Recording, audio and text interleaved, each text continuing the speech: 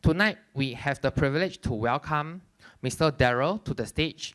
He will be sharing us with the captivating topic on new home on the block.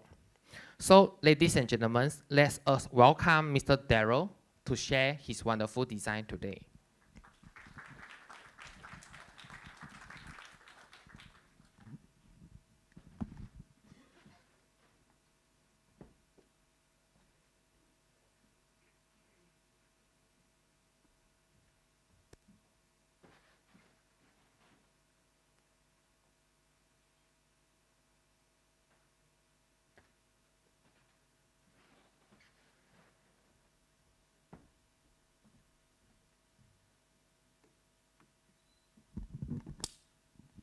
Hello.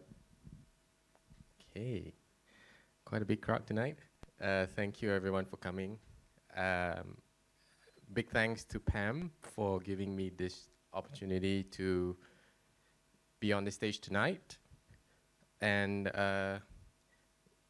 my apologies in advance if I'm speaking with my mouth partly closed. I had too much satay on Sunday and my gum is slightly swollen around my wisdom tooth. So I hope that my speech is still clear enough. Thank you to AR Rian for your introducing me onto the stage. What I'm about to present is, I would say, it's less of a design and more of an idea. And this idea, I was exposed to this idea of a equitable housing model based on blockchain when I was a master's student in the UK. It was a summer research project. I had a chance to be part of a team collaborating with a property developer who knew how to operate the blockchain platform, as well as a local architect firm who had an ongoing design project with them. And they were looking to pilot this project in a site in Manchester. I think I'm controlling on slides, right? Okay. So yeah, that project happened in summer 2021, and it's been a while. But I've been here working for a while. I'm currently at Veritas Architects, and I am myself also renting at an apartment. So big caveat, I don't own a house yet. I'm not a homeowner yet, but I have been renting ever since I was 18 years old. So this idea of affordable housing based on blockchain is kind of near and dear to me. And I would like to try to kind of relate it to the local context first. And here are some basic numbers and figures on the increasing housing affordability gap in our country. So between 2010 and 2018, cumulative salaries and wages has rose by 59%, but house prices have increased at a much higher rate than that, as you can see. 23.7% of Malaysians are renting, me myself included.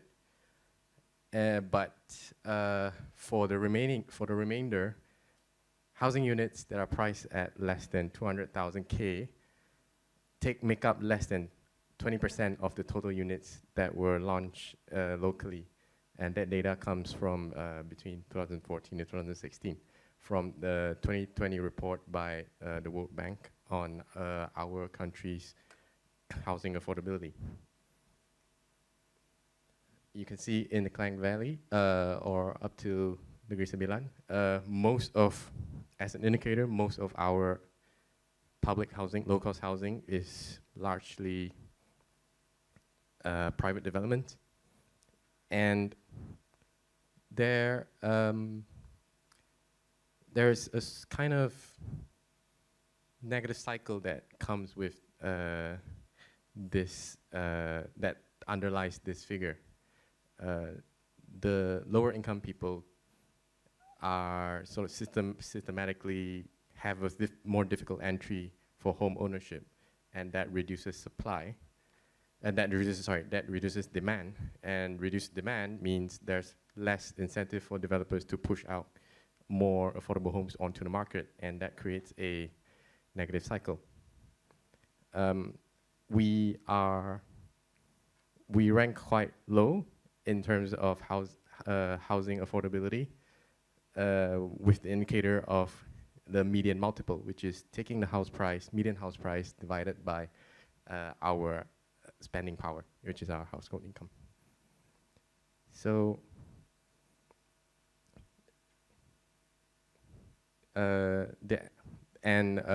parallel to that, there is sort of, and this is sort of more pertinent towards lower income workers of the workforce in Malaysia who have a higher prevalence of being under informal employment. And you can see the informal sector makes up less than 10%. It is rising. It's sort of incrementally risen, increased to 9.3% of the total employment. And informal employment without proper social protection makes up 68% of total employment. And post-COVID especially, we've seen more and more young adults gravitating towards gig economy. You have sort of more and more people signing up as Grab drivers, food delivery, motorcyclists. But at the same time, you also have tech-savvy contractors who are adaptable at taking up jobs by big tech corporate firms, who take on these contractors to manage a more flexible, fluctuating work demand to reduce their overheads. But still, a large part of these workers do not have a proper social security or an active retirement plan. And as mentioned, there's a systemic barrier to housing for informal income workers. I don't own a home, as a caveat I mentioned earlier, but what I do know is the typical kind of entry requirements would require an applicant to show that they have a consistent income, they have a stable credit score, and these can be quite difficult for informal workers or self-employed workers or freelancers. And real estate in our country, my experience as a young adult is it's still quite treated as a commodity, which in other words, a wealth creation tool. More and more my friends are sort of talking about owning a home in their late 20s, which is sort of my age. And there's more and more family pressure, like the kind of conventional family pressure from parents to say, you must own a home. That is a sign of financial success, or that's a sign of your social status as an adult. And renting is tend to be thought of as a waste of money. You're giving money away, funding someone else's mortgage, and it's kind of associated with a lower social status and a lesser financial security. And also a concept of debt as well. Financing a house is kind of conceptualized as a debt, where we are liable to the banks as the financiers, and we pay a hefty amount of interest in our mortgage to sort of compensate the banks for taking the risk to lend money for us to try to own a home. Yes? Oh, I talked till 7:30 p.m., 15 minutes. Okay, so I hope I don't overrun. So, I mean, it's already 7:30 though. Okay, fine. Okay, I'll try to speed up. And conventional sort of eligibility for access for housing is kind of backward looking. you look at your history of income and your history of credit scores just to prove that you're eligible to own a house or to access housing. And what a blockchain-based housing system can afford is a forward-looking reputation system where you build your credibility and your reputation as you pay your rents and your home loans. I think I will skip through most of this, but you, some of the fundamental concepts is when account A issues a transaction to account B, there's sort of work that is done within the system that incentivizes the creation of this transaction, the building up of the ledger within the blockchain platform, so that the sharing of these transactions can generate a fraction of financial return for the participants in the network. So when I pay a loan, I get a cashback. Or as a participant in the blockchain network, when I help an account verify his transactions with the computing resource from my own server, I get a financial incentive in the form of crypto tokens for expanding the computing resource. And that cuts away, your lawyer fees, your solicitor fees, your SPA fees, because the trust is built into the system. And the idea of the system doing the work for you, rather than relying on the physical real estate as the medium to generate passive wealth, it's the currency it's the cryptocurrency or the token itself that generates passive wealth for you or a return of investment for you. So using that logic, we can begin to stop treating the physical real estate as a commodity. We can begin to decommodify our housing asset and transfer the value of the system towards the blockchain platform and the cryptocurrency themselves. And that is where we can begin to create, to start building an affordable housing model. And one of the things that it affords is tokenization of our housing assets, rather than relying on the homeowners or the tenants to pay for the NSA or the NFA. We can break down the full building into an equivalent collection of tokens or cryptocurrencies that can be bought up or invested in by not just the people who live in the building, who want to live in the building, but also other people who have an interest in the currency that make up the value of the housing asset. And that tokenization, that fractional ownership of the worth of the building can lower the cost, the barrier of entry to own a home. So for example, instead of paying 500K for an apartment, I can pay 25% of that because the remaining 75% can be crowdsourced, or the funds can be raised through accredited investors of the blockchain platform. This is an example of a blockchain-based housing foundation in South Africa. They're called Empower. And since they launched this platform, they've raised access to home ownership in South Africa from 3% to 60% within a span of 2 years. And the digital platform, the blockchain platform, raises the funds via the online community through micro investments with a collateral, as well as accredited investors.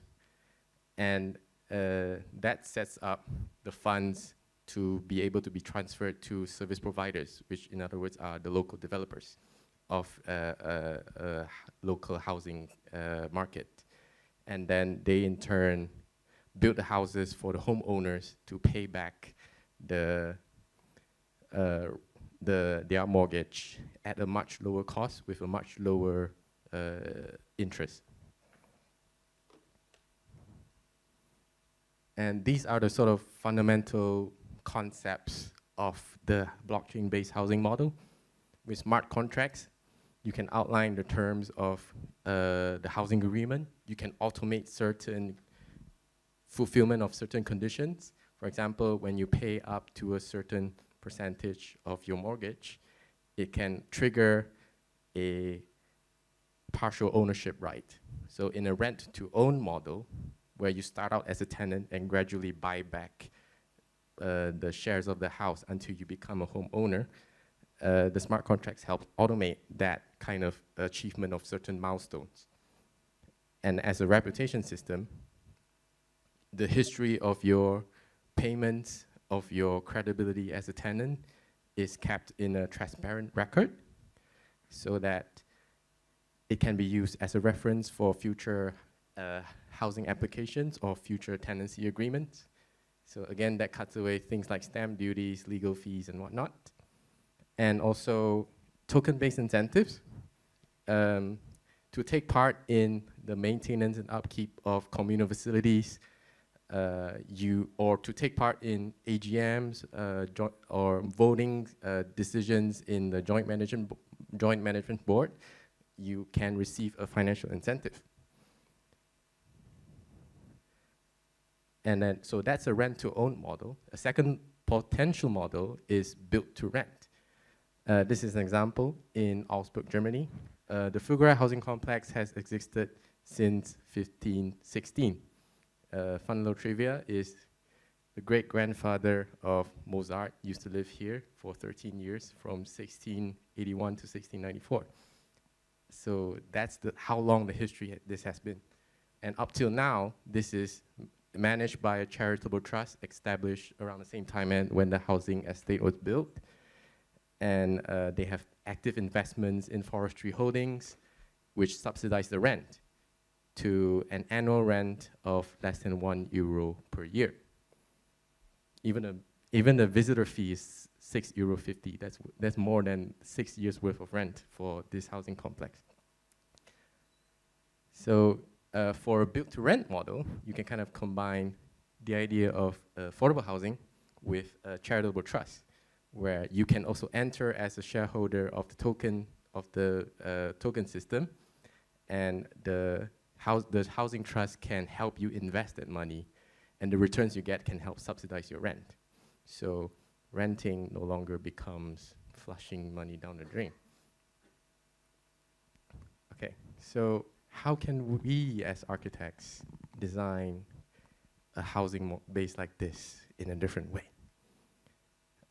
So this is extracts from the summer research project that I was involved in. My role in that project was more of a facilitator, where I learned about the concept from the property developer and then educated to a group of young architecture undergraduates, first year and second year students. And they designed a model, they designed a housing project in a 10-day design workshop based on what they understand. So this is a site in Manchester, next to an old river that runs through the heart of the city. And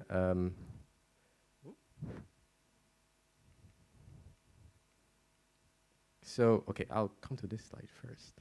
So in a conventional housing design process, we are sort of trained to maximize net sellable area, or NLA, to maximize the returns for the investors.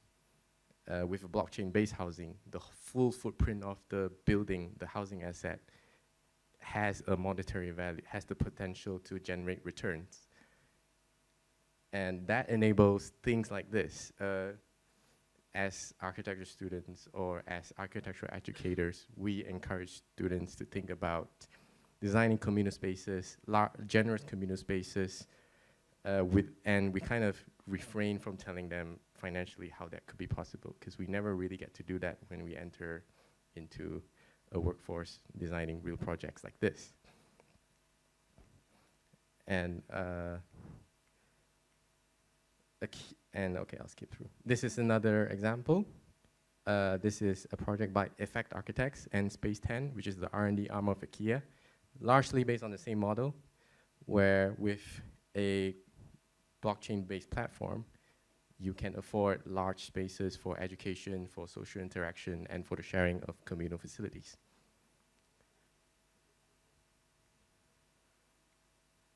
And last, okay, I'll come to the last slide. I'll jump to the last slide.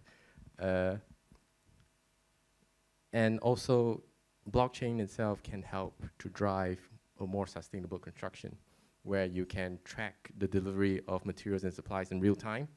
You can have smart contracts that automate payments and help with compliance checks.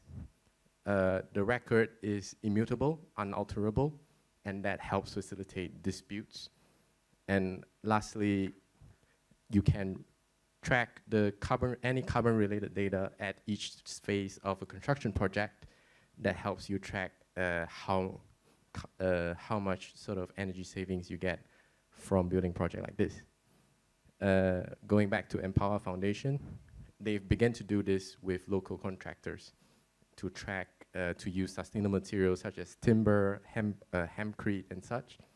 And this was a project when I was working in the UK from a foundation set up by the architect firm, where they utilized local bricks manufactured by the people who own the house themselves. They teach the people who live on the housing complex how to build their own homes with locally sourced bricks. Okay. So last slide. There are strategic ways to make blockchain more sustainable. If you are familiar with how it works, the general concern is that it consumes a lot of energy and expends a lot of computing resources to keep the whole project working. So I think my time is limited, so I won't talk too much about all of this. But in essence, there are various ways that we can still do to make the platform itself scalable and also more sustainable in future. Okay, I think that's all my time. Thank you.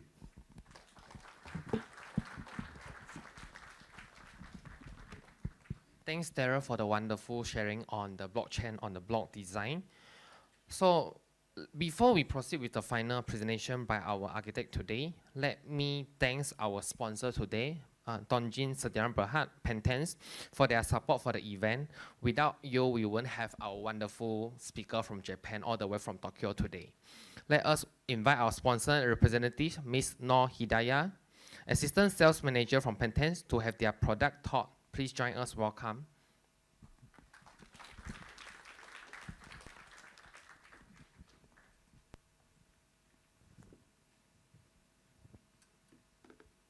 Assalamualaikum warahmatullahi wabarakatuh dan selamat petang, selamat malam kepada semua.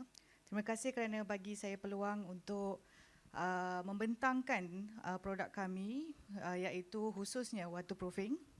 Okay, my name is Hidayah Mary as an Assistant Sales Manager.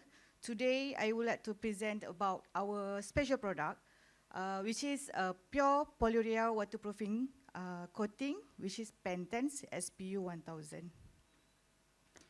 Okay, the role of the waterproofing is, we can conclude that we want to avoid water adsorb and also water coming out from the concrete or substrate.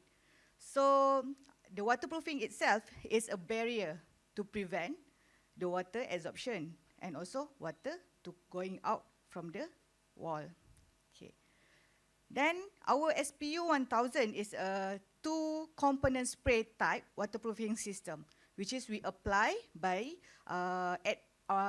mixing the 2 parts, which is SPU 1000 comes with 2 parts, which is part A and part B, mixing in a machine like this. Okay, so basically this application must be done by our specialists, which is our applicator. recognized by PAMDLS and have our certificate. Okay. Okay. In Part A and Part B, PAMDLS SP1000 is a solvent-free and two components pure polyurea spray coating. It is a low VOC, environmental friendly, high elasticity, excellent bonds, strength to properly prepared surface, and fast set. Okay. Okay. Basically, to apply this system, we have a 3 big steps. Number 1 is a primer. 1 layer PAMDLS E008 as our primer. And then we should wait about 30 minutes to 1 hour to cure. And then we proceed with our polyurea PAMDLS SPU 1000. It follows the architect's design, which is unit to 2 mm or 4 mm.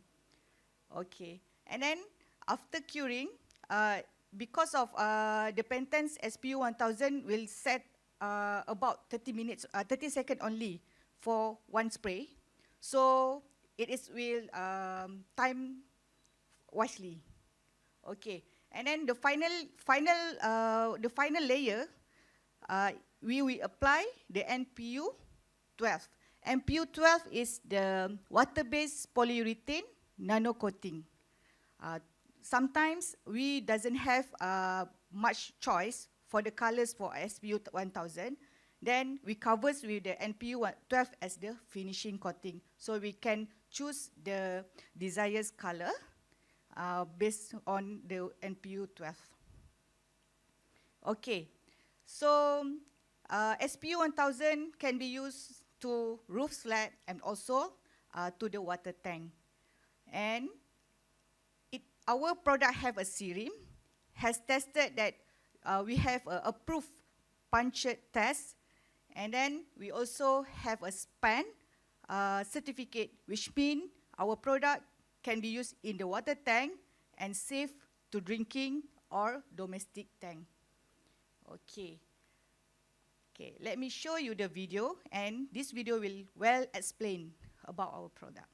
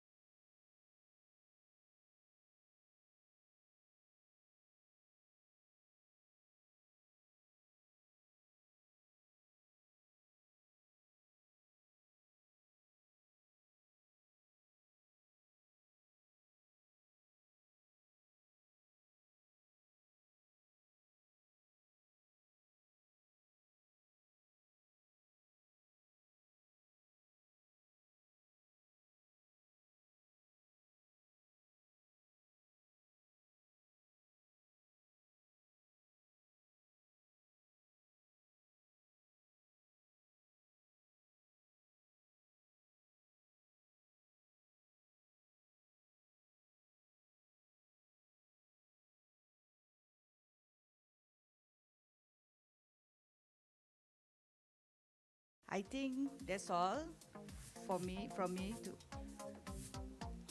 and thank you.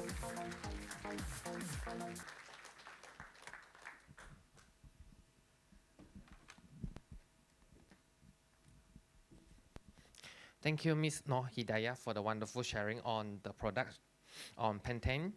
Without further delay, allow me to introduce our speaker for the night, Architect Keisuke Toyoda. For him to present on the topic today, architecture in extended dimension.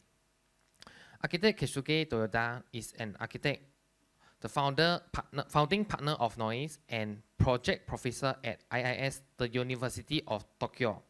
He holds a Bachelor of Architecture degree from the University of Tokyo in year 1996. In addition to that, he obtained his Master of Science in Advanced Architectural Design from GSAPP, Columbia University in year 2002. He has working experience including working in Tandok Architect's office, shop architects in New York.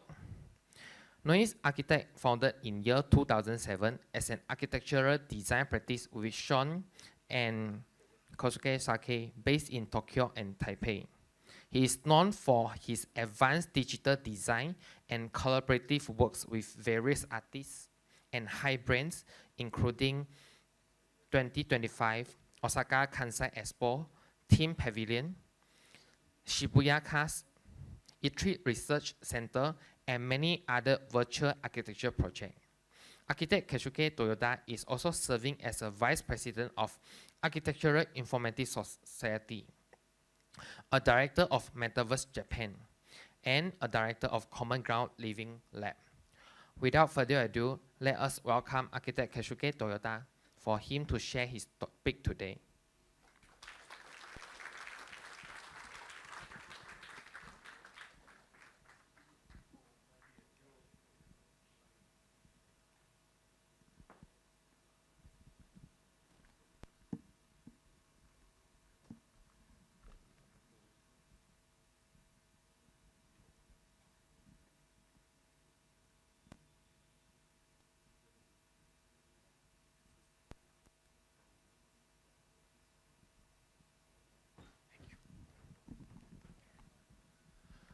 Thank you very much for introduction, and thank you for having me here today. It's such an honor. It's the first time in Malaysia, so I'm being enjoying the weather and then the city, and then hoping that I'm going to Penang tomorrow, and so that I can enjoy the other side of the Malaysia. Tonight, I'd like to talk about our practice. As I've introduced, that I'm the practicing architect as a team called NOIZ. And also, I'm serving as the project architect at the University of Tokyo, and we do some digital spatial description system. And that could be the new extension of the role of the architecture, also kind of social platform for new generation of the life in general. So I'd like to talk about our practice for architect first, and then the second might be the university research. It might be a kind of a roller coaster of the bunch of information. I hope you enjoy it, and then gonna be something good for you, the future practice. It doesn't go, okay. As introduced, the NOIZ Architects is based in Tokyo, and then we have a branch office also in Taipei. We have quite a bit of international projects, but they never had the one in Malaysia, so we're looking forward to the collaboration in the future. Some of the project that we do is that one of the example that it was introduced. This is the thematic pavilion for 2025 that the World Expo is coming to Osaka.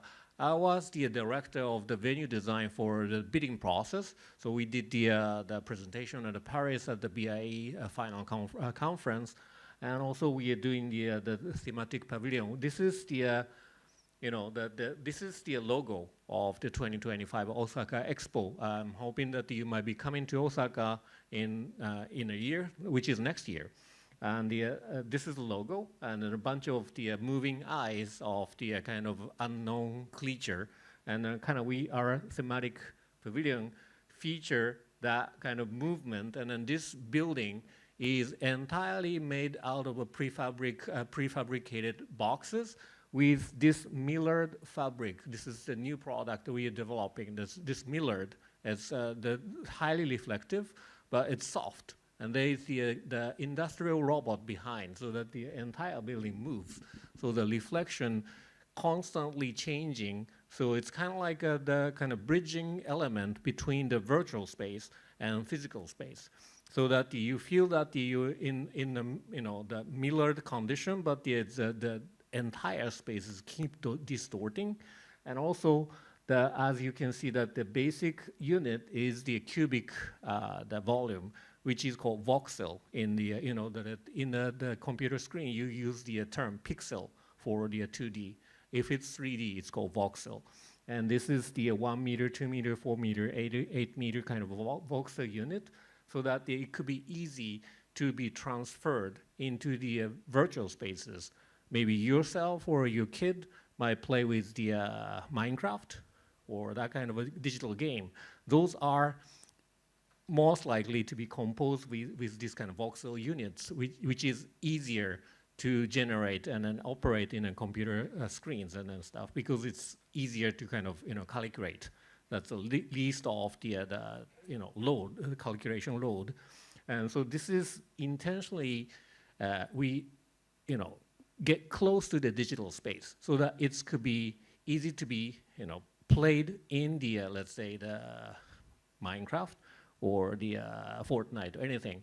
You can import, and then anyone in the world can build their own version of the thematic pavilion, and they can bring it onto the actual site, and they can put the AR, and then they can compare it with our design, and they can say, hey, mine is much better, So there is the way that anyone can join the process of architecture and the kind of compete and then, that provide the network of the kind of joining the process of the using and making and then modifying the architecture.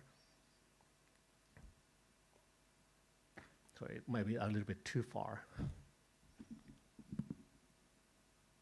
Or would you be able to press next?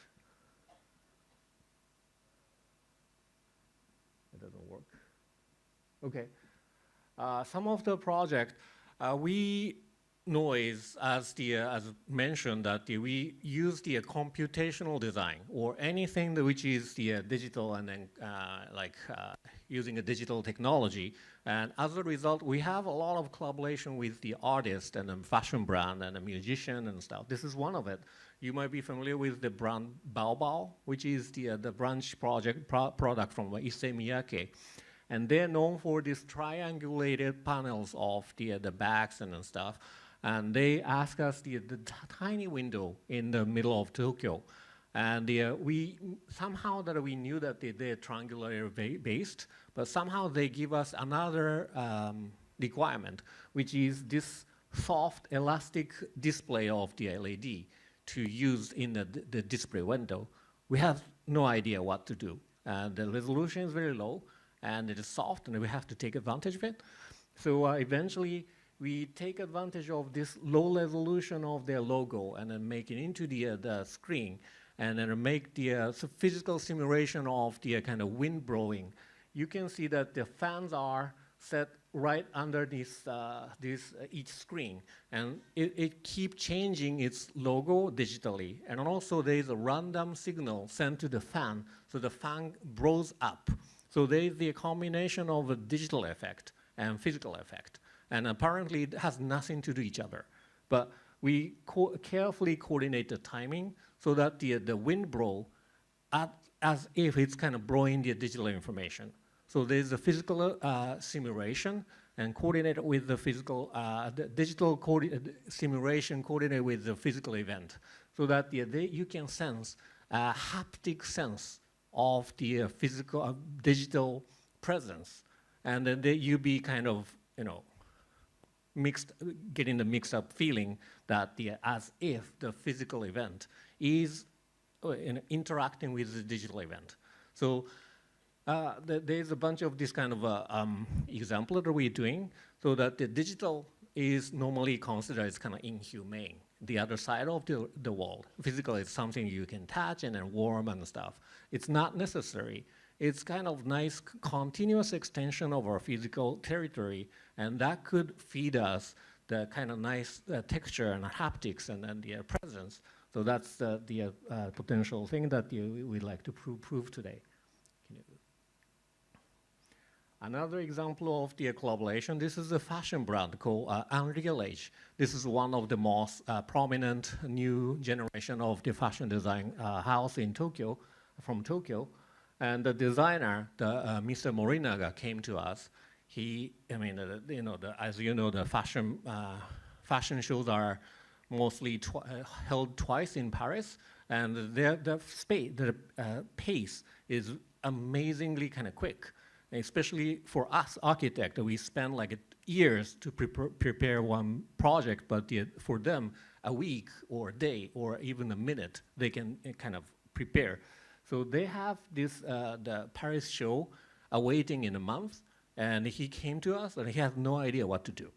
And he only mentioned that he wants to do the robotic arm. And we have no idea what we can do with the robotic arm for fashion design. And then we try so many things. Eventually, the robotic arm is very powerful and accurate, but it's really not good with the soft materials like a fabric. So we plasticate and make it solid. The roll of the fabric, this is a denim, like a use for jeans, and they make it into the kind of sculpt into the contour line in a diagonal, not diagonal, radiating fashion. So as a result, it sculpts into this kind of layer of the 3D object, but it's accurate, but the fabric itself is not accurate. So it gives you a kind of a discrepancy of the material itself. That becomes the design, and this is the actual show of this season. This season's name is called Roll, because of the inspiration of the roll material. And this is the remnant of the older cut-out denims. And then you see the fashion model coming out and walking, and she's wearing the chunk of plastic, which is the plasticated fabric, which is hard, which is very heavy, which is really hard. I mean, they're harsh to your skin, so it really hurts. So it's nothing comfortable, but it started from the designer's kind of word that I want to use the robotic arm. We came around with so many ideas, and then it came to this thing. It kind of produces a kind of a new, interesting thing that raises the question: what is the fashion? What is the fabric? What is the clothing? What is the act of wearing a clothing and stuff? So eventually, after that, there's the term called roll. Inspired the designer, and a bunch of a collection came after this, so that the limitation of some technical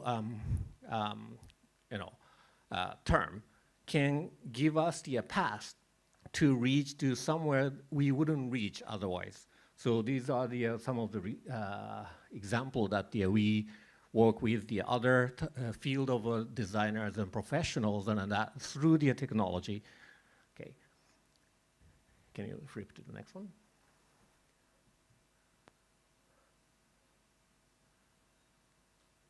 Okay. I normally wouldn't talk about this, but you guys used it on the poster, so I'm try to explain about it. In the middle of Tokyo, there is the huge redevelopment called Tokyo Midtown, and this is one of the seasonal kind of event especially for family and kids. And they want to make this field into the family-friendly kind of picnic field. We try to think about some kind of a kids-friendly item, and it's kind of like also photogenic for SNS, and also something that we represent us as a computational designer. And so that, maybe next one. Yeah, this is a movie. This is it looked like a random panels floating in the air, but one particular location, it appears as a rubber duck. And from the other point of view, it looked like a roadie, which is the popular kids kind of balloon toy. And maybe next one. And the other one, this is the famous balloon dog. And then that break into the pieces and fragments, and that's gonna form, maybe, can you guess? It's kind of like a piglet, the safe for the kids to collect the coins. Next one. This is a teddy bear, apparently. And that's gonna switch into but you wouldn't be able to see what's behind, but it could be generated by the two perspective, and then it becomes the what's that called? Something got a rabbit. There's a Stanford rabbit. Okay, next one. So it's nice at night, but they kind of cast the strange shadows, so it's kind of distort your conception. What's the shape? What's the icon? What's the 3D object and stuff? And 2D and 3D, there's so many space that we can play with. Even the signage could be the one object, which you can choose. Actually, I thought that the 20 different point of view that give you a different signage and information so that the reading could be not 2D, not 3D, it could be actually higher dimension. Can you? Okay, and then of course we do normal architecture like houses and buildings. And recently I talk about we do design houses and people start laughing, but it's actually serious that we're an architect. This is actually a very low cost house in Tokyo. Can you go to the next one? And this is nice. I mean, it's a nice house and then it's cheaply made and then it's kind of very affordable. But at the same time that that you use CAD or you use, do you guys use BIM for the actual job? Okay, BIM or CAD, that's the digital format for architect. But the CAD or BIM, nobody else in the society other than architect or contractor uses it. BIM form of this building is pretty much not very useful for the others, like say autonomous drivers and the XR, whatever the other industries. But for instance, game engine, I mentioned about the Fortnite or the, what's that, the other one? Anyways, Minecraft. And those are made and used on the game engine, different format of the dynamic spatial description system.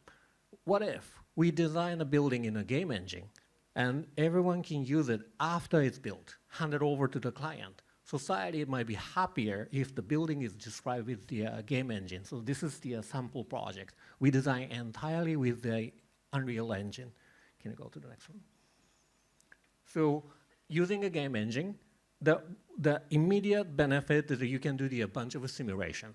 I mean, the architecture simulation is very accurate, but very kind of stubborn, square. And it's takes time consuming. The game engine is not completely accurate, but accurate enough for human perception so that the material or the furniture, even lighting is accurate enough to get. And then on top of it, with the head-mount display nowadays, you can go into the space. And then for the client, they are not professional to get the sense of the scale and the relationship. So it's normally that the best compliment for architect is once the building is done, wow, this is so much different from what I imagined. But in this case, you can get the exact sense of a scale and stuff. So everyone said, this is exactly the same as a simulation. So it's kind of disappointing, but it's a nice thing. But the best thing about this is once it's done, the data is there exactly as it is built. So the data could be sent to the, let's say, Fortnite, and kids can play with the other friends in your house.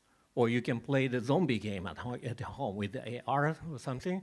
So actually the usage of the data of the building is multiplied the value if the format is different. So that's what we start playing with, the game engines. Okay, next one. And this is another example. This is a building that we designed the exterior and then landscape in the middle of Shibuya. And the client asked us to do the winter illumination, Christmas decoration and stuff, but we know that we have a 3D data and a scan data, and what we suggested, why don't we produce the winter illumination and a playful playground in the virtual space? So we went to the VR chat and built exactly the same as the actual building and make the air race complex. 4 people can gather and they can play air race going through the checkpoint, and it's really fun. And you wouldn't be able to see the building in the entire city of Shibuya from above, so it's fun to fly around. And then, can you go to the next one? And then it's not just enclosed into the virtual space. The data we can extract of the flight. So the flight data could be extracted and then reproduced into the AR format so that you can go to the actual site and you can call for your race and enjoy your race from the ground view, free viewpoint, and you can say, that, hey, you are the one that you calls out over there, blah, blah, blah. So there's a bunch of way of the joining the architectural building, which is limited to the physical location, but it could be accessible from entire world. This building is not very commercial building, so it's not that popular, but through this project, quite many people from all over the world joined the virtual race, and they came to Shibuya and visited this project because they start liking it by flying through. They start knowing the building and start liking it, start feeling attachment to the building. And they came to enjoy this AR. So it became the winter decoration. Maybe next one. You know, that there's some trigger at the site, and that call for AR to start. And that triggers to the real air race.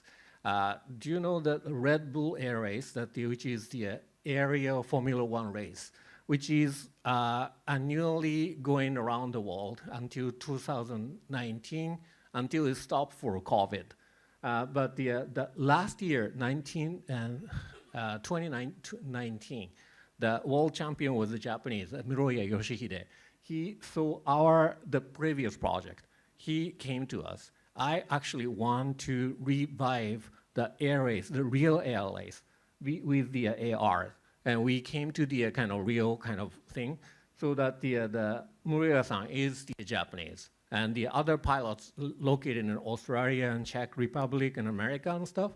So we provide the 3D data of Shibuya to all the pilots, and they fly with the 3D data. And we extract the flight data, so they really flying. And we take the data, and secretly, nobody knows the result.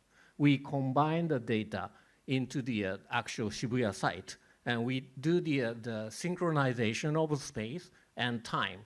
So broadcast with the zero start. So anyone in the Shibuya, in any location, can see the air race at the timing. It's the same timing.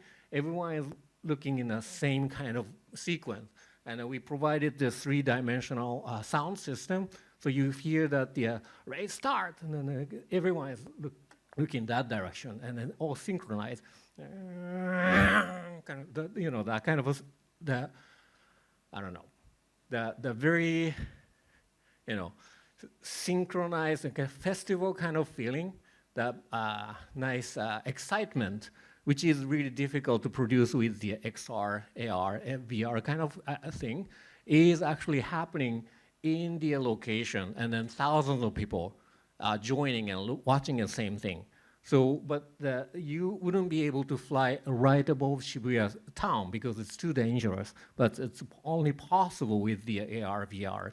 So, of course, if you can join the real physical air race, that's much more real. It's the best. But there is so many things that there's somewhere in between, all or nothing, or somewhere in between. There's so many information you can bind and edit and recreate into the something somewhere in between. And then we're looking into that possibility of what architecture should do, somewhere in between physical and virtual.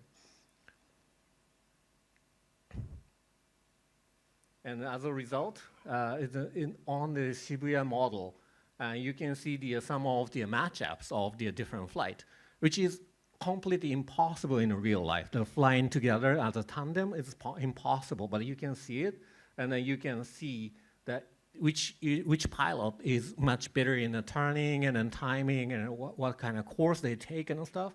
And eventually, after this, the winning airplane is Muroya-san.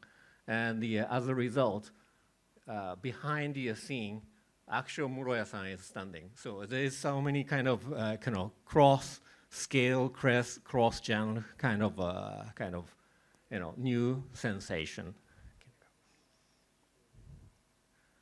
Okay, next one. This is actually the venue design for Expo 2025. I mentioned that I was the director of the venue design for bidding process.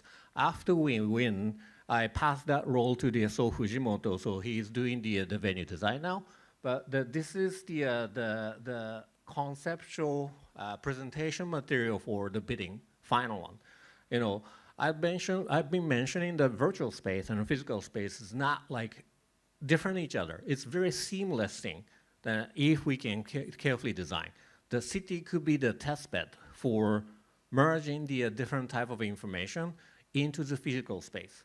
And then the expo is the one of the great example that without having a resident, without having a kind of a, some kind of a data privacy issue, it's still an event, only half a year, and then everything could be demolished after this. So it's such a great thing for test the smart city, how the physical space can bind the dynamic data and let people experience, and how to make it into valuable and build a new business out of it. So city has a lot of potential, but it's really difficult to test when it comes to the real resident and then users, which is already using it. But in the expo, there's no such an issue. So it's actually a great kind of opportunity to come to Japan at this timing. So eventually, now it's out of my hands, so it's not going that direction yet, unfortunately. But there is so many chances that, for instance, in the new development in Malaysia, Kuala Lumpur or Johor Bahru, and this kind of a new development is the great chance that not just building a physical entity, but the virtual entity could be carefully combined and designed together, and that could trigger a new industry out of it. The physical space is one of the very important thing, apparently. And virtual space, something that we have to design nowadays. But the actual important thing is where the virtual and the physical meet. We call it common ground. But where it meets is something unknown field, and then we don't have the know-how to how to build and use it. So that as an architect, we can at least provide the information on how to handle and then how to transfer. And that might be the new role for architect to contribute to the society, new generation of a society. After that kind of expo is one thing. There's so many smart city projects we've been contributing for the big corporate like a Toyota and then some other the big corporation in Japan, but it's confidential. I can't talk about the details.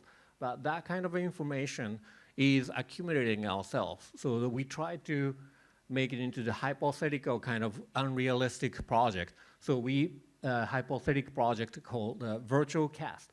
As I mentioned, that there is the ARA thing that based on what we design. We thought that maybe client would be upset if we use our own design building. So that we took that site and we make it the hypothetical smart city vertically stack over. This movie might be a little bit too long, so I wouldn't go into the end. So it's a hypercast. Shibuya Cast is the project that we designed. So we hypothetically put all the information of the smart city, which is not like typical city development. The key element is how to extract the element and quantify all of them, and how to mix it with the virtual and the digital network, also the physical kind of functionality. And that know-how is something that I can't go too much over details, but that make it into the certain level of a cluster. Let's say one convenience store covers the certain area, then one post office covers a certain area, that kind of thing. And then post office delivery truck could be shared with the delivery truck of a convenience store, pickup truck for the cleaning store and stuff. There's so many layers in a city that which is independent at the moment, but it could be combined and then becomes efficient. And that kind of information layer is simulated and dispersed once and then recombined into the certain scalable cluster. And that's normally horizontally redistributed. That's the smart city. But in this case, conceptually, we stuck it vertically so that it kind of more provocative in the visual. Anyway, you can check our website and you can see the whole video. And as a result, apparently it's totally not possible. and not meeting with the code, it doesn't meet the structural, and then what doesn't meet the evacuation or anything. But it just visualizes the certain new kind of quality of what the smart city is going to be. Right. And that leads us to the also completely unrealistic, unbuilt project. We do a lot of virtual architecture in a way. The VR chat or any kind of virtual spaces and called metaverse. And they ask us to design the metaverse architecture, which is not meant to be built physically. And this is one of it. The animation company, Toei Animation in Japan, they ask us to design a portal of their website of the virtual metaverse spaces. And so it's really difficult because we are familiar with the code requirement, structural requirement, and the MEP requirement. We have to be completely free out of it. But if everything is completely free, it doesn't appear as an architecture. So the nice balance we have to come up with that you can call and then everyone can sense this is somewhat architecture, but it's completely out of the kind of norm. And also, another interesting thing about the designing of virtual architecture is architecture as a building or space or walls and floors and ceiling is only one part of it. And in a virtual space, you can design a space, but you can design your avatar, your body too. You need to actually design your body, you need to design a space, and you can also even design the physics, how the gravity works, how the reflection and how the lighting works and stuff. You can design it. So architecture in a virtual space, you need to design not just the building, your body and everything. You need to be a god in a space.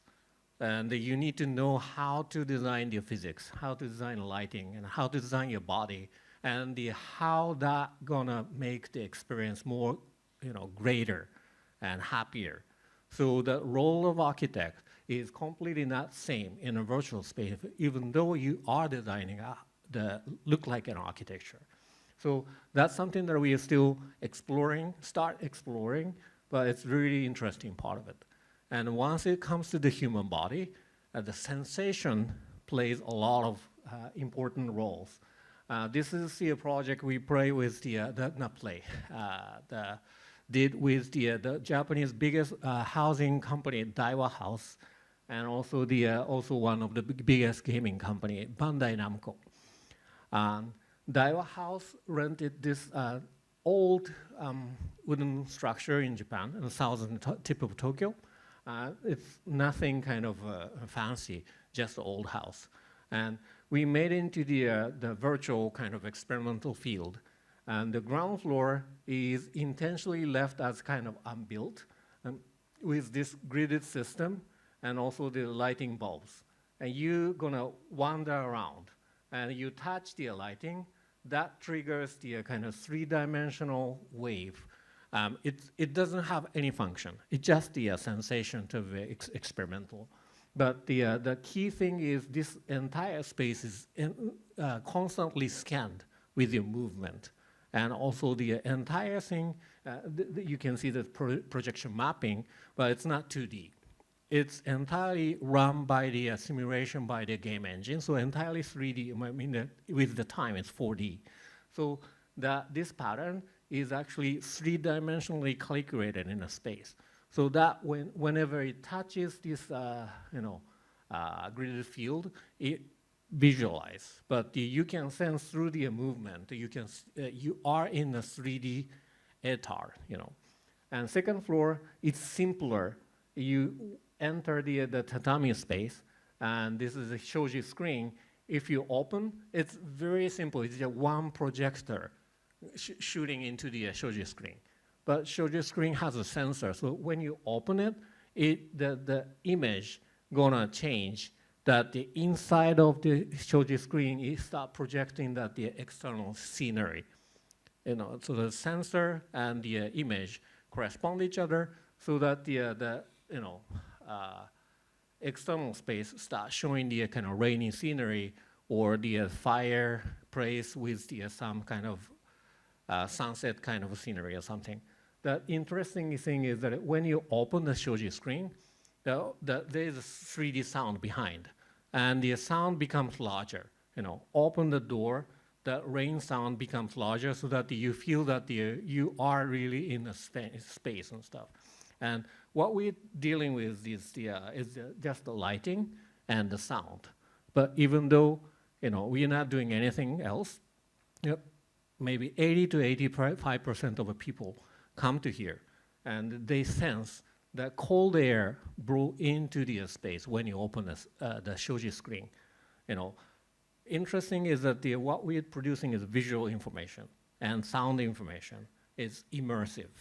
And then also what we're doing is the historic presence of the building itself. It smells old, and you move into and crawl on the tatami mat. And the important thing, you muscle coordinate with the movement of the opening the shoji screen. All those combined, your brain is going to be cheated and start producing unexisting information, like let's say cold gust or something, so that the information is enormous. You cannot recreate everything digitally. But if you carefully combine some limited information, the brain start helping you to reproduce the unexisting kind of digital information. That's the interesting part of the digital-physical interaction, and we start playing with that. Okay, so these are some of the examples. Again, we are doing the more straightforward architectural interior designs too, but this lead to the architecture, the university researches. What is the threshold between human and environment? What is the threshold of physical and digital?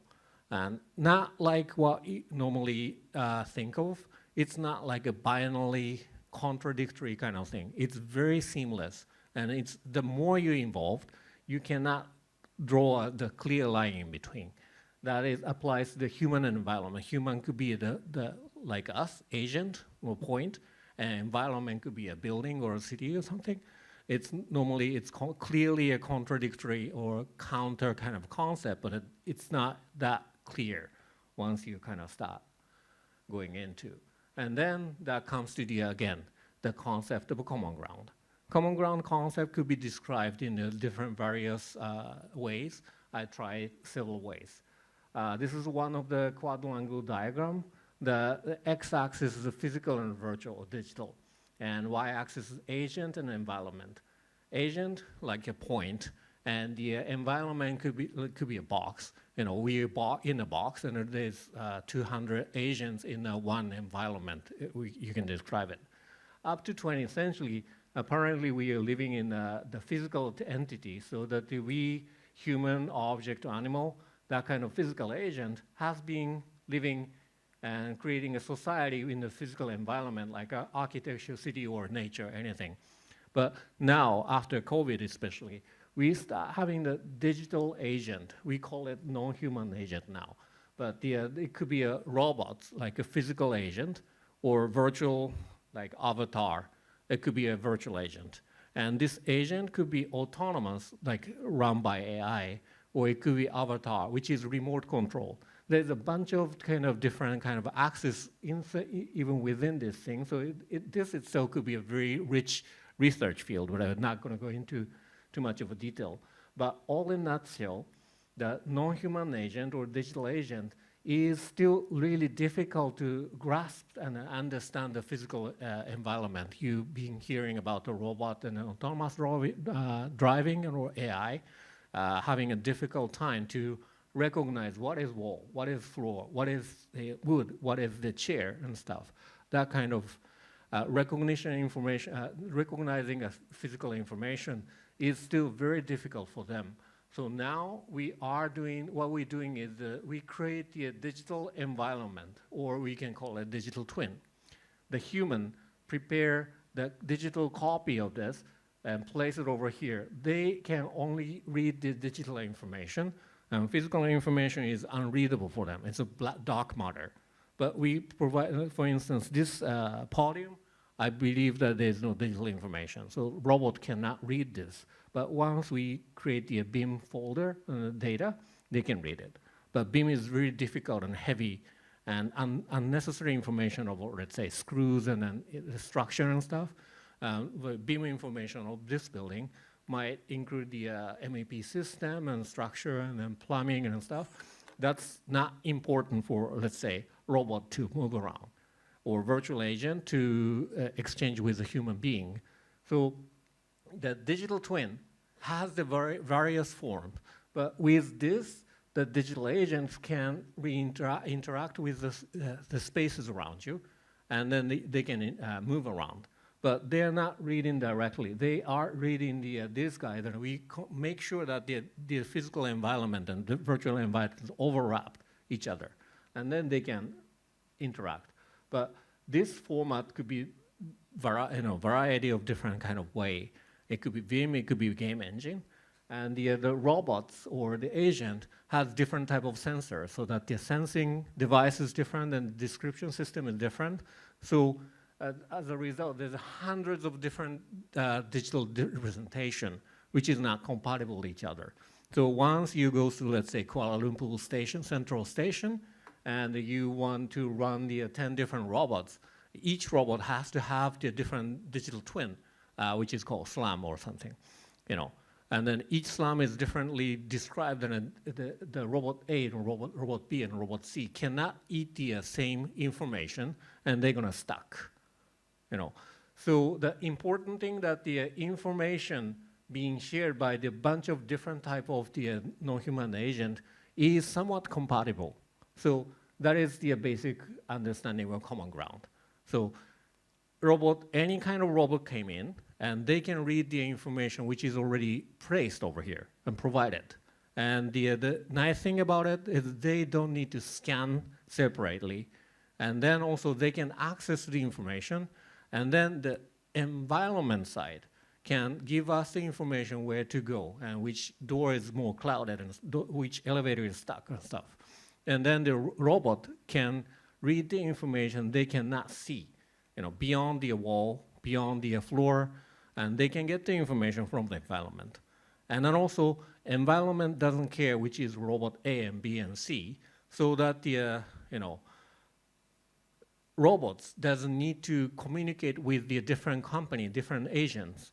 So the overall complex system becomes much smoother and lighter to operate.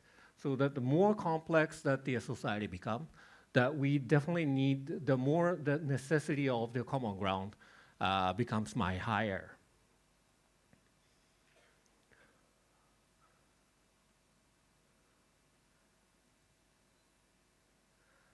Okay, so that the common ground is described as the cognitive common space for the diverse type of non-human agent. That's one of the way to description. Non-human agent, the term, is actually derived from also the industry of a game. There is a term called non-player character, NPC. You're playing I don't know, what kind of game do you play? Final Fantasy? Have you played? You're playing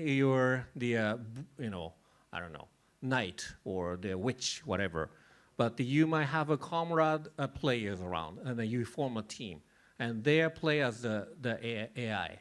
So those AI playing characters are called non-player character. And it's quite similar sense, but it's transferred into the physical and real society, and we call it non-human agent. If you dig into the game kind of engine and a game AI kind of territory, there's so many things that we can learn from it. And the amazing territory which is very practical and already applied industry, to the society. And there's so many things that we can learn as an architect. But so the non-human agent is pretty much the non-player character applied into the physical space. Okay, another description. I'm actually today feel happy and also kind of disappointed as a Japanese architect in the similar situation in Japan as let's say, lecture and an architecture kind of gathering. Actually, I would say 85% might be men, and the only 10% or could be less might be female. but it seems like it's quite 50-50. It's very healthy. But you know that the up to, I mean, it might be now, but the up to like the 10 years ago, 20 years ago, there's the very kind of dominant concept that the male, sorry, it's the Japanese, but the male and a female. Male and a female is a completely digital concept. There's no in between. Male is male, female is female, black and white. That was the global kind of basic concept, but then now it's quite gradational. The point that the maleness could be 80% and then femaleness in 20%, and that might change situation person by person, or it could be dynamic. Anything that, anyway, how that kind of thing mix is very personal. There's so many things that the different type of mix that acknowledge in society. That's the current trend, right? So that that is great, but that's not the end. The human body is not the threshold that's gonna extend our human body. It could go out. It doesn't need to be gender, but your presence as a human doesn't need to be limited within body. Let's say the robotic arm placed onto the arm, which on someone who lost arm. And there's the brain-machine interface that you can think something, you can manipulate your robotic arm. There's such a technology, right? And you might have seen such a movie. It's interesting that you might be able to operate your robotic arm by thinking, but brain is amazing. So it doesn't need to be only 2 arms. Maybe you can place the third arm on your back, you might be able to operate. 4th arm on the chest, it might operate.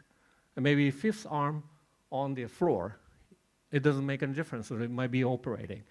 And you might be able to operate this lighting or AC, And then if I can operate this lighting, you might be able to operate the lighting. And then who has the kind of priority? And that kind of thing is happening very soon. And you might be able to operate the doors of a hotel. So there's some people who have a physical disability and lie in a bed, they can, work and contribute to society, maybe for working for 10 hotels of doorman, and they can operate 10 doors together, which is more, powerful than the human body, which is limited into the physical entity. So that what is the threshold of the human being? One solid, the person is not that clear with the technology extending at this moment. And the autonomous the thing or the AI make it even more complex. That somebody who is in the hospital might be able to join the school through the avatar robot, and she or he might be able to start playing with your classmate through that robot. And then, what's the human right? And the blackboard, which is more readable for a robot, might be a human right, or the virtual agent, which is more operable in this space with the sensors and other assistants, might be the issue of the human right. There's no threshold between human or non-human with the new eras of technology. So, architect has the very important role to extend the opportunity for people who have certain kind of a conventional limitation, and mostly caused by the physics, physicality, or the human body, or location, or the organization you belongs to, is now on the verge of extend and fluidified. And then architecture or environment, or how that information and sensors and an actuator are coordinated, might be the key to extend that kind of a human right issue, which is going into the non-human agents. Another way of explanation are the common ground. The scale of the concept of scale is very important when you talk about the digital and then digital spaces. And also the scale of time is very important when you talk about the virtual spaces. This is the bigger scale of the space, the kilometer to the nanometer, and also the century to the millisecond. There is the different spatial scales and then temporal scales. And there's so many other types of the digital spatial description system in the industry currently now. For instance, the GIS, you use the Google Map and Google Earth, right? The Google Earth is described with the system called KML, and that's the one of the family of the GIS family. In Japan, the government started the open source 3D city description system called Plateau. And Plateau is described in using a system of a city GML. That's also a part of the GIS. GIS is a geospatial description system normally used for maps or the civil engineering. So they bigger scale, kilometer to 10 meter, or maybe minimum like a 10 centimeter, but nothing less than that. So it doesn't have an accuracy that they can have to deal with the bigger scale. And this is our territory, BIM and CAD. Architects, of course, deal with the sub-milli scale, but so the scale is much smaller. But the GIS, which is civil engineering, and BIM and CAD, which is an architecture, it's hovering upper side of this territory, which is we don't deal with the temporal scale. The spatial description system of this kind of territory is all static. I mean, BIM information, temporary change, that's the trouble. And map information keep changing day by day, that's the trouble. So it's actually valuable because it doesn't change. So it's a static and absolute system. Whereas autonomous driving or like agent description system, that needs to deal with this hundreds of a second of the update rate. So it has to be dynamic system. So static system and dynamic system is fundamentally different, even though those are both digitally described space. So that difference needs to be very carefully understood and handled. And for instance, the point cloud is used for autonomous driving by the scanner and stuff. Point cloud is super heavy. It doesn't differentiate this point is on the wall or floor or something. So that kind of segmentation in technical term is really difficult. Or the attribution of each point, it's a part of the wood, it's part of the floor, it could be a part of the carpet. That kind of a thing is very difficult in the point cloud. And voxel is another thing.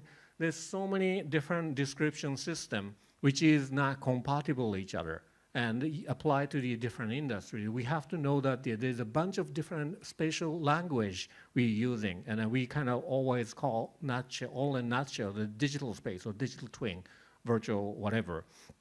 But we need to know that the difference is quite significant. And then this gray hatch is the territory that the humans are normally using.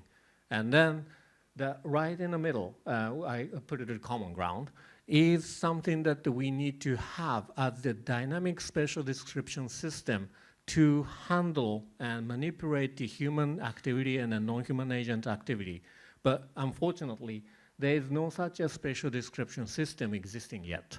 But if you think about the game engine, they are designed and applied and already used in the market to deal with this space, temporal and spatial space.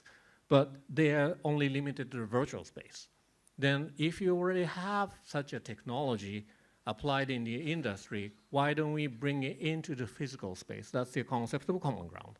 But to make it happen, game engine needs to have eye, sensors, and actuator, which is hand or legs or the mouse or something. So we need to give them eyes and hands, which is the sensors built into the space, or the actuator, automatic something, or the motor something, anything could be. But the built environment could share sensors and an actuator, and that could be applicable for any different type of agent. That's the key to make this common ground society in the future to happen.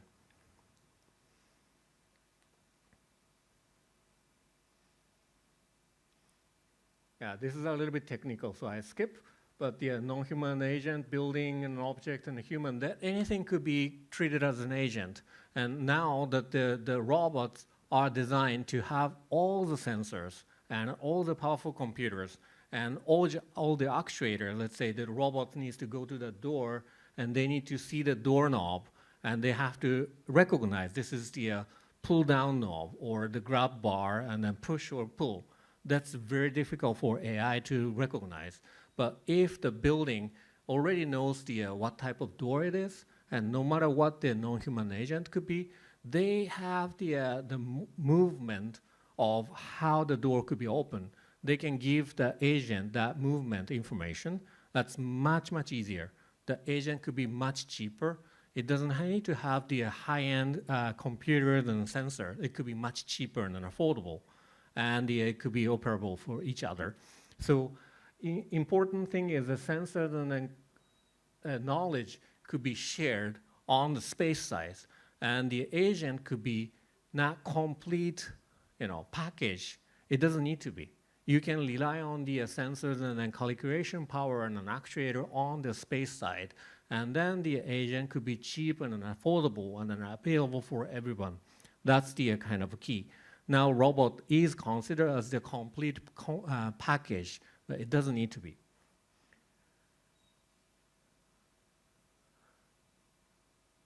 Okay, I skipped this one. But for instance, this is the game engine. This is the Final Fantasy. My colleague is the game AI specialist from the Square Enix, which is the Final Fantasy manufacturer. This is how it works as a background. The game engine is described as very simple polygons, and then that's the player, and that's the non-player character, which is a monster. He knows when before it goes down the cliff, and they have to figure out which path they have to come up, and then they're going to attack. In this scene, there's the layers of AI working. It's called character AI, which is operating this monster. And there's a spatial and navigation AI, which create the path recognizing, let's say, which path that they can pass through and stuff. And there's also meta AI, which is the more like a god of the space. What kind of monster that you can provide or make it much easier, or let's say the dungeon could be more complex or something based on the skill level, experience level, or how tired the players are. And then so that the whole experience could be always fresh and intense and fun as a KPI. So game is the amazing kind of a technology package of all combined. Description system and how the layers of different AI could operate each other without being stuck on network circumstance, and then provide the best experience for a human as the kind of main player. So that could be applied to the physical space. In the current metaverse situation with the head mount, you might be able to see, let's say, remotely living my grandma right over here. It might be a happy moment that we can exchange, but I can see grandma here. And I can see her movement maybe with the sensors, but she cannot see me in the same way because her virtual space, there's no camera here. She cannot see in this relative relation of my kinetic movement. Whereas if the environment could be a dynamic and an active agent in the communication, space can sense everyone's movement. So if somebody is virtually sitting here, if she or he turn around, they can see your location or movement in relation because the space is sensing everyone and regenerate that movement and then kind of a spatial relationship with each other. So multiple agent system, the more it became complex and the more agent it comes involved, the spatial environmental intervention is becoming more and more critical. And the key is the architecture is holding that kind of power to provide such information.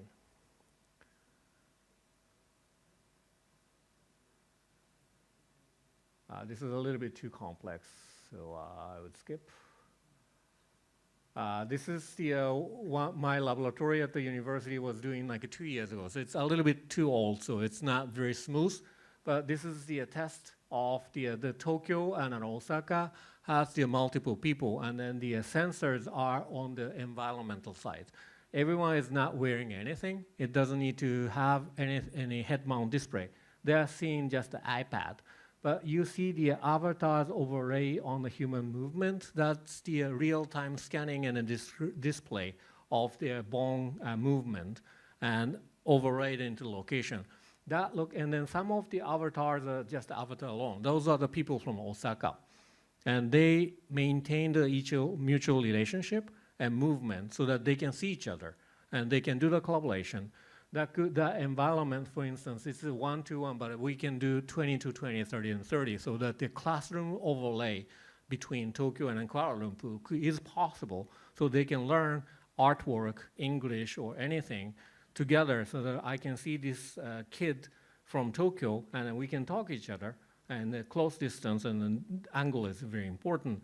And then we're discussing, while we're discussing, the teacher might be clapping, hey, everyone look this way, which is impossible with the Zoom class. But in a spatial relationship, but a dynamic relationship, you can see a group or the local distance and then some kind of spatial relationship, which is very important. So that that could be applied to the education, that could be applied to the medical, could be applied to the entertainment. There's so many ways that we can apply this. That's another example of the last year. That's actually 30 students in Tokyo, 30 students in Nagano, and they can do the art class with the multiple teachers on the other side, and they're collaborating.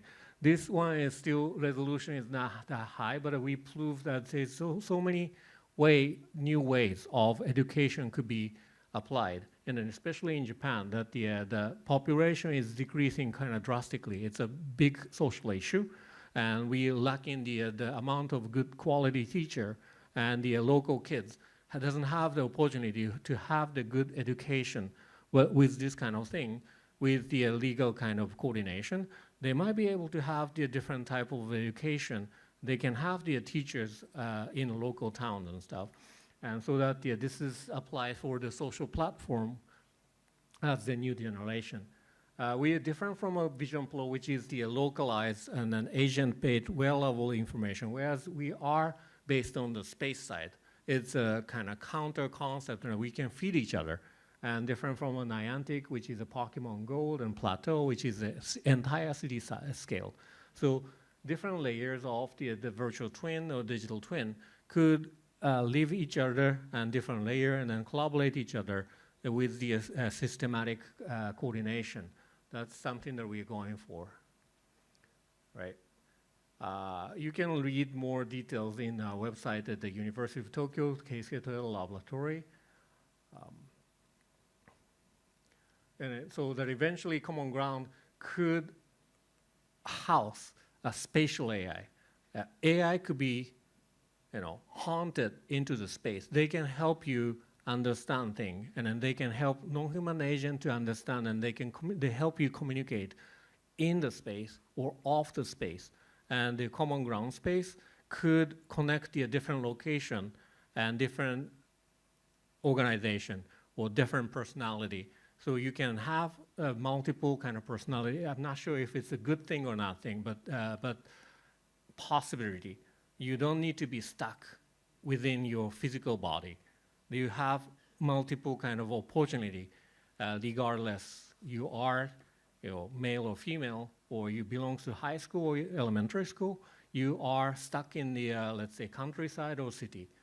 There's so many opportunities that open it up with the Common Ground, and eventually spatial AI gonna help you to make it happen. Sorry for the connection. Oh. So that to make it happen, we have formed the corporate association called Common Ground Living Lab.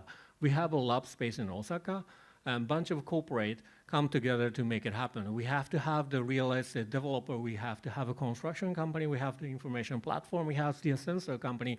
Different layers of corporation and company can come together and work for the same, the aim. That is the difficult part, but with this kind of vision, which is happening, and that's some of the example is the result, which is already accumulating. So we get in the national funding, and developing this technology and platform, and try to apply for the education and the medical and also the entertainment. And then, these are the companies that we are working for and apply for the expo. And that is the corporate and private activity. And then now I take the position at the University of Tokyo, and we're trying to give a theory and make it into the public kind of movement. So majority of you might be an architect, but we can work with the different corporate and government and the private sectors. And all those different territories and field and specialty can collaborate each other and beyond the national borders. And then we can provide the potential new platform for the society and a human being for better opportunities and better choices beyond your body. Thank you very much.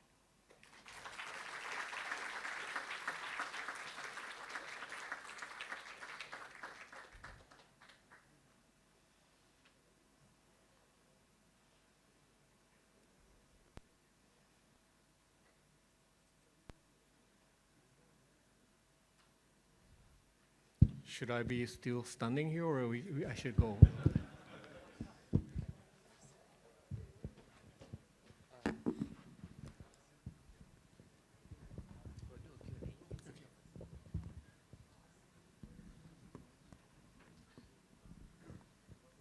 Thanks, Architect Keisuke Toyoda, for the wonderful sharing on the AI and also the design on spatial AI spaces.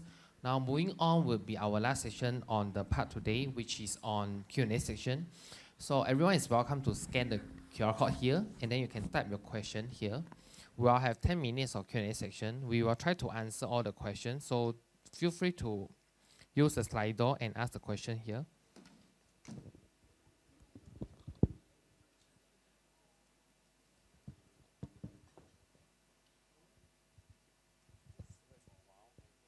Okay, it pops up. Please give me any harsh or, I don't agree kind of questions. That's very helpful for the discussion.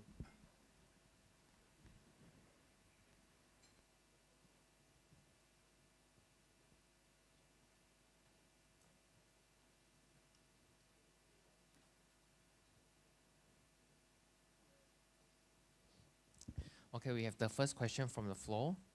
Can architecture as a business model move away completely from built environment, since you already share so many, virtual design and all that? Of course, you do show us that you actually have completed project, the houses. So how can you address on this? Yeah, great question. I believe as a conclusion, yes, we can do completely dealing with the non-physical spaces or environment. And then even the virtual space, our role doesn't need to be designing the virtual architecture. And that's extreme case. The more we do, and we learn that how great the physical space is, we can detect and then extract the virtual information or sound information or maybe the kinetic information, but the amount that we can extract is super limited, digitally transferred and then the reproduced is very limited. Whereas even this tiny cup, it has the enormous amount of information which is not digitally described completely. So the physical, and it doesn't give you a bug, It never jam or anything. It wouldn't stuck. So physicality is amazing source of the coordinating information. And let's say, location has a history, which is enormous amount of information. So the physical space has the power to bind the memories, stories, or the any undescribable information without having any bug, so that there's kind of like a gradual kind of thing.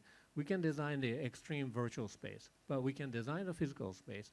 It's kind of like your choice where you're gonna deal with, but it's a choice. So talking about, virtual space and physical space, how do you think AI spaces or the virtual spaces would affect human behavior in terms of built environment?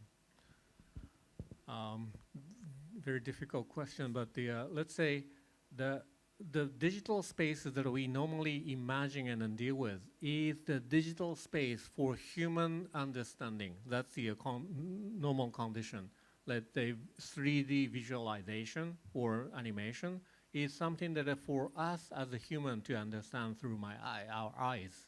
But AI has different powers, and they eat the different information. They can run like millions of calculations through the different format of information.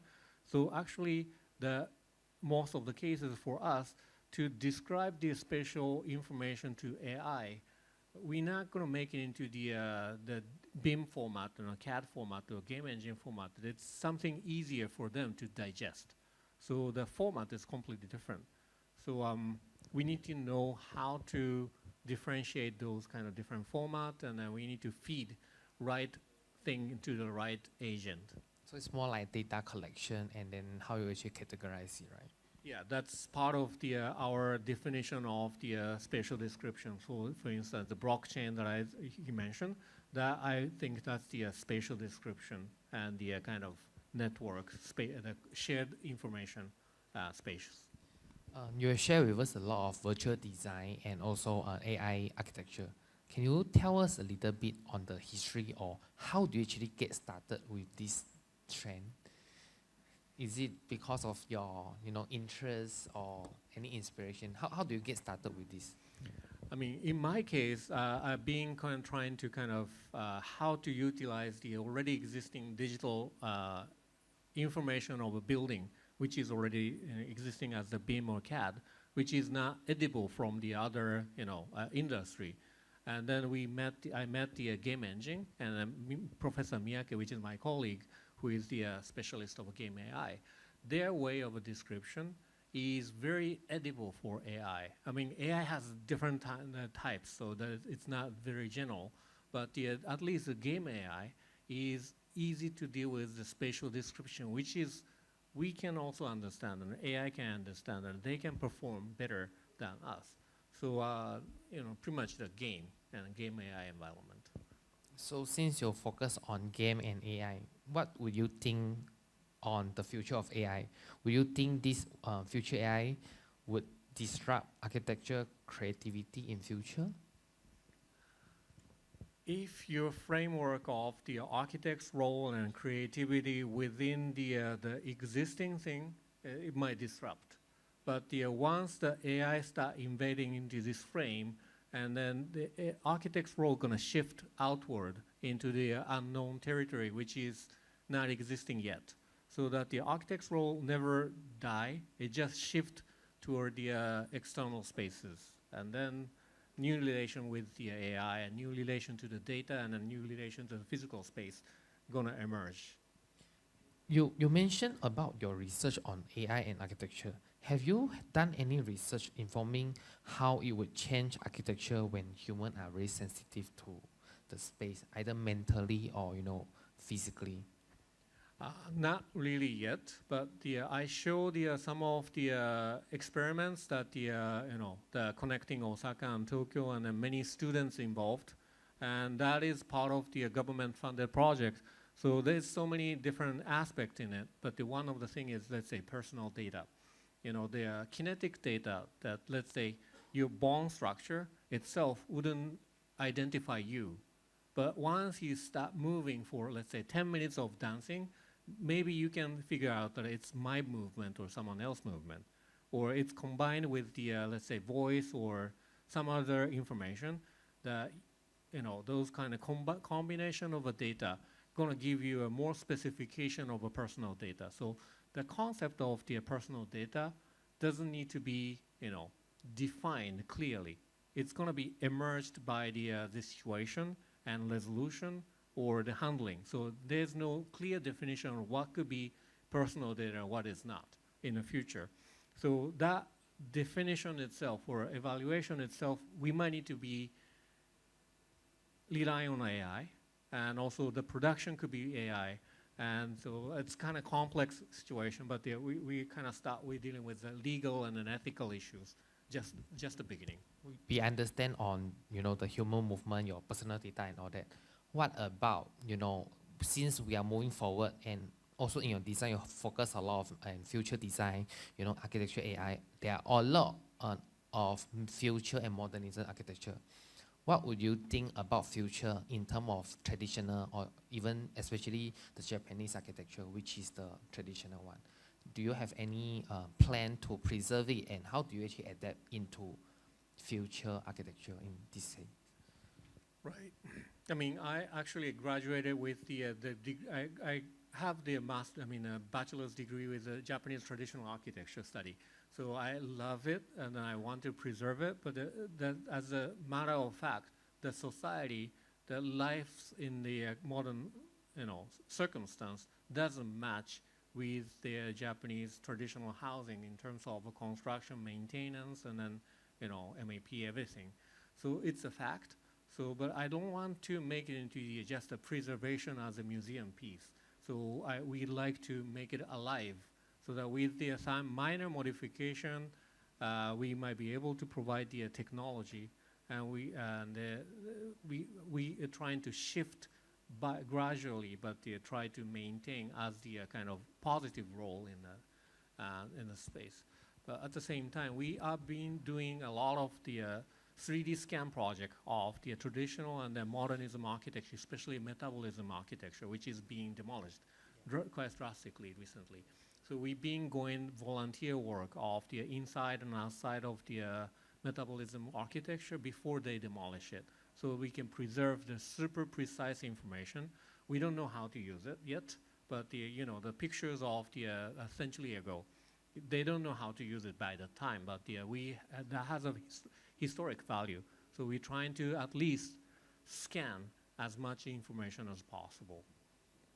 Thank you for answering that. You do mention about your study about traditional architecture and all that. There's one question which is very interesting as well. You actually work with Tandok architect and also in US. How does this experience bring you to yourself today? I mean, what is the influence that you have when you're actually working in this overseas as well as with Tandok? I mean, Tandok, as you know, is very traditional 20th century architect with, very mainstream. And he has the stick and kind of slap you, that kind of a very master-disciple architect, which is very important part of me. I learn everything in my body, physicality and everything. And shop architects, on the other hand, is the frontline computational architect, which is completely different. So pretty much that experience split me, and it doesn't help finding myself, and I'm still have a duality, trying to find somewhere in between, but always oscillating in between. I don't think I find myself. Do you apply that to your student now? I'm trying to give them more hard time not to stabilize in one location. Yeah. Okay, we have the second last question. The first one would be, what is can you name us a few trend or technology in architecture that actually excite you?